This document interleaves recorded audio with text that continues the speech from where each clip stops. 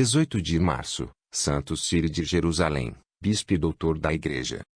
Era correto que a Igreja honrasse, durante estes dias dedicada à instrução dos catechumens, o pontífice cujo próprio nome sugere o zelo e o conhecimento que os pastores devem mostrar na preparação dos candidatos ao batismo. Há muito que tem um lugar na martírio da Igreja Ocidental, mas hoje, para além de expressar a nossa gratidão pelo que fez há 1500 anos, pedimos-lhe ajuda, o que é tão necessário agora como era nas primeiras eras do cristianismo. É verdade que o batismo é agora administrado a bebês. O dom da fé então infundido coloca o homem na posse de toda a verdade antes que a sua inteligência tenha encontrado falsidade. Mas acontece demasiadas vezes nos nossos dias que as crianças são privadas da proteção de que a sua fraqueza realmente necessita. A sociedade moderna negou a Jesus Cristo, e esforça-se pela neutralidade hipócrita das suas leis para sufocar a semente divina na alma batizada antes que possa crescer e dar frutos.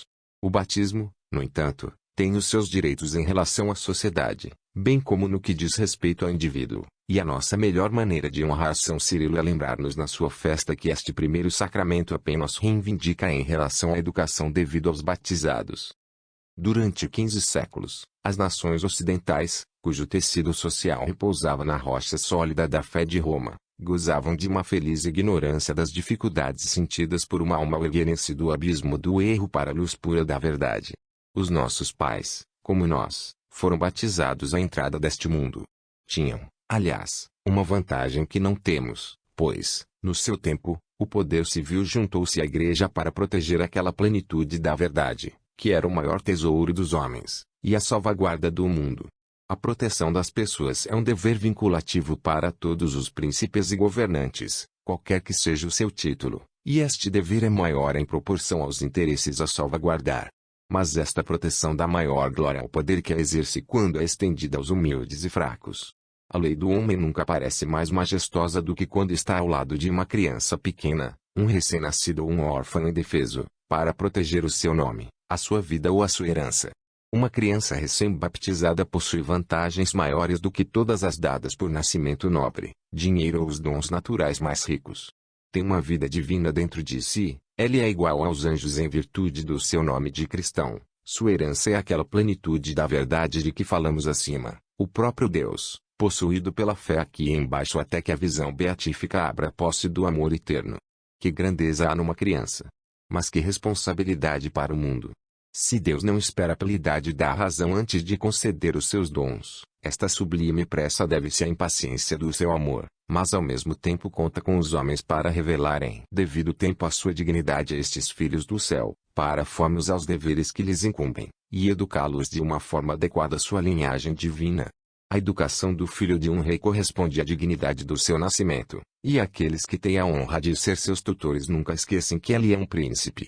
Instruções, comuns a todos, são-lhe apresentadas de uma forma que harmoniza com o seu destino exaltado, e tudo é direcionado para torná-lo capaz de usar a sua coroa com glória. A educação de uma criança de Deus precisa de menos cuidado. É correto que os seus professores esqueçam o seu nascimento e o seu destino. É verdade que só a Igreja pode explicar-nos a origem inefável dos filhos de Deus. Só ela sabe usar os elementos do conhecimento humano para o fim supremo que domina a vida de um cristão. A conclusão natural é que a Igreja é, por direito, a primeira e principal professora das nações. Quando ela funda escolas, ela está no seu próprio terreno em todos os ramos do conhecimento, e uma missão para ensinar dela é de maior valor do que qualquer diploma. Além disso, no que diz respeito aos diplomas, que ela própria não conferiu, estas comissões oficiais para ensinar a sacar o seu valor jurídico, aos olhos dos cristãos, da sua aprovação, e estão sempre sujeitos à sua supervisão. Ela é a mãe dos batizados, e mesmo quando uma mãe não ensina os seus próprios filhos, ela tem o direito de supervisionar a sua educação. Mas a Igreja não é apenas a mãe dos fiéis, ela é a noiva do Filho de Deus e guardiã dos seus sacramentos. É seu dever fazer com que o sangue precioso não tenha sido derramado em vão.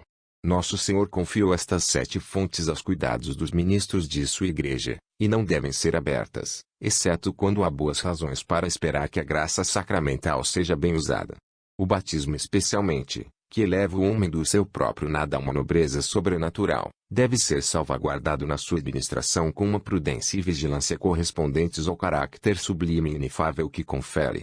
Um cristão batizado que, por culpa própria ou dos outros, ignora os seus direitos e deveres, é como um descendente de uma raça nobre que, sem saber nada das suas tradições familiares, despreza os seus parentes e arrasta uma existência sem rumo numa estação de vida abaixo daquela a que por nascimento tem direito. A Igreja não é menos vigilante hoje do que era no tempo de Cirilo. Ela nunca admitiu, ela não pode admitir, ninguém à fonte sagrada sem exigir dele uma garantia de instrução suficiente. Um adulto deve dar provas do seu conhecimento antes de receber o sacramento, e se a Igreja consentir em receber um bebê na família cristã, é porque ela considera que a fé cristã daqueles que o apresentam a ela e da sociedade em que vivem lhe assegurará uma educação conforme a vida sobrenatural que está prestes a ser lhe dada. Assim, o batismo das crianças não poderia tornar-se um costume geral até que o reinado de Jesus Cristo fosse firmemente estabelecido sobre a terra. Não nos podemos surpreender ao constatar que, à medida que a conversão das nações foi gradualmente concluída, a Igreja se viu sozinha no trabalho da educação. As classes estéreis de gramáticos, filósofos e retóricos, que ensinaram tudo menos a única coisa necessária, o fim para o qual o homem foi criado, foram desertas para as escolas episcopais e monásticas, onde a ciência da salvação ocupava o primeiro lugar, irradiando a sua luz sobre todos os outros ramos do conhecimento. O conhecimento, assim feito cristão, deu origem às universidades, e produziu uma união frutuosa das ciências que, até então, não tinham sido bastante desconectadas, se não se opunham umas às outras. As universidades eram desconhecidas antes do estabelecimento do cristianismo, pois só ela poderia resolver o problema desta união, que é a essência da vida universitária, e, portanto, continuam a ser o domínio inalienável da Igreja. O Estado, que hoje é mais uma vez pagão, pode negar a mãe das nações e reivindicar por si só o direito de dar o nome da universidade às suas escolas superiores, mas os povos que perderam o cristianismo nunca podem ter o direito de encontrar nem o poder de manter essas gloriosas instituições no verdadeiro espírito do nome que têm. Um Estado sem fé não pode manter qualquer união entre as ciências, mas a de Babel. Isso já é evidente. O monumento de um orgulho que se ergue contra Deus e a sua Igreja só servirá para trazer de volta aquela terrível confusão de línguas de onde a Igreja tinha raptado os povos pagãos.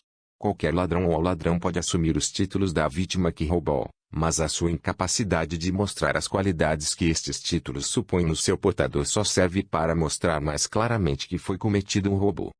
Será que vamos, pois, negar a um Estado que é pagão ou, como dizem hoje em dia, neutro, o direito de educar os infiéis que produziu após a sua própria imagem? Não, a proteção que é o direito e o dever da Igreja estende-se apenas aos batizados. Além disso, se a Igreja descobrir um dia que o estado da sociedade já não é uma garantia suficiente para o batismo, ela voltará à disciplina dos premeditados, quando a graça deste sacramento inicial não foi concedida indiscriminadamente a todos, mas apenas aos adultos que se mostraram dignos dele, ou para crianças cujas famílias poderiam dar uma garantia de que ela poderia confiar. As nações serão então mais uma vez divididas em duas classes, de um lado os filhos de Deus, vivendo a sua vida e herdeiros de sua realeza, por outro lado, os homens que preferiram permanecer escravos do rei, embora por sua encarnação tenha feito o seu palácio entre os filhos de Adão e deseja enumerá-los entre os seus filhos. Uma educação comum e neutra parecerá mais impossível do que nunca. Um treino concebido para os servos do palácio nunca pode ser adequado para os príncipes do sangue-realismo. Estamos a aproximar-nos daqueles tempos em que os homens que infelizmente as circunstâncias excluíram do batismo a sua entrada neste mundo terão de ganhar para si o privilégio de emissão na família cristã. Só Deus sabe, mas mais do que um sinal parece apontar para ela. É possível que a instituição da festa de hoje seja desenhada pela divina providência para corresponder à nova situação que será então criada para a Igreja. Há uma semana prestamos a nossa homenagem a São Gregório, o Grande, o doutor do povo cristão. 3 dias antes, os nossos alunos cristãos estavam a homenagear São Tomás de Aquino, o doutor das escolas, porque celebramos hoje, após 15 séculos, o doutor dos catechumens, uma classe que agora desapareceu, senão porque a Igreja vê que São Cirilo de Jerusalém é chamado a prestar os seus novos serviços pelas suas imortais instruções catequéticas. Mesmo agora, muitos cristãos errantes não têm maior obstáculo no caminho do seu regresso a Deus do que uma ignorância tão desesperada como, e mais profunda do que, a dos judeus e pagãos no tempo de Cirilo. As lições para a festa deste santo doutor dão um esplêndido relato da sua vida e trabalho. Cirio de Jerusalém foi dado ao estudo das Sagradas Escrituras desde a infância, e fez tal progresso que se tornou um eminente campeão da fé ortodoxa. Abraçou o instituto monástico e vincou-se à castidade perpétua e à austeridade da vida. Foi ordenado padre por São Máximo, patriarca de Jerusalém, e empreendeu o trabalho de pregar aos fiéis e instruir os catechumens, nos quais conquistou o louvor de todos. Foi autor daquelas verdadeiramente maravilhosas instruções catequéticas, que abraçam de forma clara e completa todo o ensino da Igreja, e contém uma excelente defesa de cada um dos dogmas da religião contra os inimigos da fé. O seu tratamento destes sujeitos é tão distinto e claro que refuta não só as heresias do seu próprio tempo, mas também, por uma espécie de conhecimento prévio, por assim dizer, daqueles que viriam a surgir mais tarde. Assim, mantém a presença real do corpo e do sangue de Cristo no adorável sacramento do altar. Após a morte de São Máximo, os bispos da província escolheram Cirio no seu lugar. Como bispo suportou, como abençoado Atanásio, o seu contemporâneo, muitos erros e sofrimentos em prol da fé às mãos dos arianos. Eles não podiam suportar a sua oposição extenuante à sua heresia, e assim alugou com calúnias, depôs-o num pseudo-conselho e afastou da sua posição. Para escapar à sua raiva, fugiu para Tarsus, na Cilícia, e, enquanto Constantius vivia, tinha as dificuldades do exílio. Sobre a morte de Constantius e a adesão de Juliano, o apóstata, Cirilo pôde regressar a Jerusalém, onde se colocou com zelo ardente para entregar o seu rebanho de falsas doutrinas e do pecado. Foi levado ao exílio uma segunda vez, sob o imperador Valens, mas quando a paz foi restaurada à igreja por Teodósio, o Grande, e a crueldade e insolência dos arianos foram contidos, foi recebido com honra pelo imperador, como um valente soldado de Cristo, e restaurado à sua vista. Com a seriedade e santidade que cumpriu os deveres do seu exaltado cargo foi provado pelo estado florescente da igreja em Jerusalém, como descrito por São Basílio, que ali passou algum tempo numa peregrinação aos lugares sagrados. A tradição diz que Deus tornou a santidade deste venerável patriarca ilustre por sinais do céu, entre os quais está numerada a aparição de uma cruz, mais brilhante que o sol, que foi visto no início do seu patriarcado. Não só o próprio Cirio, mas também pagãos e cristãos foram testemunhas desta maravilha, que Cirio, depois de ter dado graças a Deus na igreja, anunciou por carta a Constantius. Uma coisa não menos maravilhosa aconteceu quando os judeus foram ordenados pelo impiedoso imperador Juliano para restaurar o templo que tinha sido destruído por Tito. Um terremoto surgiu e grandes bolas de fogo eclodiram da terra e consumiram o trabalho, para que Juliano e os judeus fossem atingidos pelo terror e desistissem do seu plano. Isto tinha sido claramente previsto por Cirio. Pouco antes da sua morte, esteve presente no Conselho Micogênico de Constantinopla, onde as heresias da Macedônia e de Arius foram condenadas. Após o seu regresso a Jerusalém, morreu como uma morte sagrada aos 69 anos da sua idade e 35 do seu episcopado. O Papa Leão XIII ordenou que o seu gabinete e missa fossem ditos em toda a Igreja Universal. Tu te vais ver uma verdadeira criança da luz, o Cirio. Tu dás o teu coração à sabedoria sagrada, ainda uma criança, e ela montou-te como um farol na entrada do porto para ser o guia de almas infelizes e atirar-se ao mar do erro. A igreja confidenciou-te a missão de preparar para o batismo aquelas multidões felizes a quem a sua vitória recente tinha conquistado para ela de todos os escalões da sociedade, e esta missão devia ser cumprida num século rico em santos médicos e na região consagrada pelos mistérios da nossa redenção.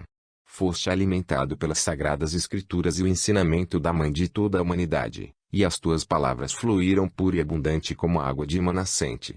A história diz-nos que os muitos deveres do vosso santo ministério não permitiriam que te dedicasses exclusivamente aos catechumens, e assim tu te levasses a improvisar essas instruções admiráveis em que a ciência da salvação é estabelecida com tal clarividade. A solidez da tua doutrina e a completude da tua exposição nunca foram ultrapassadas. Aos teus olhos, Santo Pontífice, esta ciência da salvação era o conhecimento de Deus e do seu Filho Jesus Cristo, contido no credo da Santa Igreja. A preparação para o batismo, para a vida, para o amor de Deus, foi a aquisição deste conhecimento, tão profundo, tão abrangente e tão necessário. Era para ser adquirido, não pela impressão de um sentimentalismo vã, mas pela recepção da palavra de Deus no espírito certo, e pela meditação constante, para que a alma venha a ser firmemente estabelecida na plenitude da verdade, na retidão moral, e no ódio ao mal. Tinhas a certeza dos teus ouvintes e não tinhas medo de revelar diante dos seus olhos os argumentos e dispositivos abomináveis dos seus inimigos secretos. Há momentos e circunstâncias, apenas para serem julgados pelos pastores do rebanho, quando é necessário ignorar a repulsa do sentimento causado por tais revelações, a fim de denunciar o perigo e alertar as ovelhas contra escândalos intelectuais ou morais. Assim, ó Cyril, as tuas invectivas perseguiram o maniqueísmo até aos seus refúgios mais secretos. Tu viste nesta heresia o principal agente daquele mistério da iniquidade que persegue o seu caminho de escuridão e destruição ao longo dos tempos, até que traga o mundo à decadência. Nestes tempos, o maniqueísmo triunfa abertamente. As sociedades fundadas por ele ganharam poder. O segredo dos lodiges ainda se esconde dos não iniciados, os símbolos sacrilégios e dogmas trazidos uma vez da Pérsia, mas o príncipe deste mundo uniu habilmente todas as forças sociais nas mãos deste aliado. O primeiro uso que ele faz do seu poder é atacar a igreja por ódio a Cristo. Ele assalde a sua frutuosidade negando-lhe o direito de ensinar o que ela recebeu da sua divina cabeça. As crianças, que ela trouxe que são dela em virtude do seu batismo, são-lhe arrancadas pela força principal, e ela está proibida de presidir a sua educação. Ela chama-te a sua ajuda, o Cyril, nestes tempos infelizes, não desaponte as suas expectativas. Compreendeste tão bem as afirmações do sacramento da regeneração. Proteja o batismo de tantas almas inocentes em que os homens procuram sufocar o germe divino. Fortaleçam e reacendam a fé dos pais cristãos e ensinam-lhes que, se é seu dever defender os seus filhos da morte, correndo o risco do seu próprio corpo, devem lembrar-se que as almas destes pequeninos ainda são mais preciosas. Consolou-nos muito ao ver quantos compreenderam isto e, fiéis aos ditames da sua consciência, sofreram violência em vez de cederem aos regulamentos de um estado pagão. Abençoa-os, o Cyril, e aumente o seu número. Abençoe também, fortaleça e multiplique as almas fiéis que se dedicam à instrução de crianças pobres cujos interesses espirituais são traídos pelo poder secular. Não há missão hoje mais urgente do que a dos catequistas, e nenhuma, certamente, mais querida para o teu coração. A Santa Igreja acaba de nos relacionar a aparição da Santa Cruz, que marcou o início do teu episcopado, e maravilhas semelhantes têm sido testemunhadas nos nossos tempos. Mas a aparição no teu dia anunciou um triunfo, o triunfo que tu previste quando Santa Helena descobriu a árvore da nossa redenção, o triunfo que, no momento da tua morte, tinha sido confirmado pelo cumprimento das profecias relativas ao templo judaico. Será que os nossos tempos são para testemunhar apenas a derrota e a ruína? Temos confiança na tua ajuda, Santo Pontífice. Recordamos que o triunfo que tu fizeste foi trazido pelos sofrimentos de toda a Igreja, em que tu próprio partilhaste por 3 vezes repetidos depoimentos e 20 anos de exílio. A cruz, cujo grande aniversário se aproxima agora, não se conquista, mas triunfa nos sofrimentos dos fiéis e na sua resistência paciente. Aparecerá mais uma vez, como sinal de vitória eterna, sobre as ruínas do mundo no dia do juízo final. Igual. Este texto é retirado do ano litúrgico, da autoria de Dom Próspero Guerra Níger.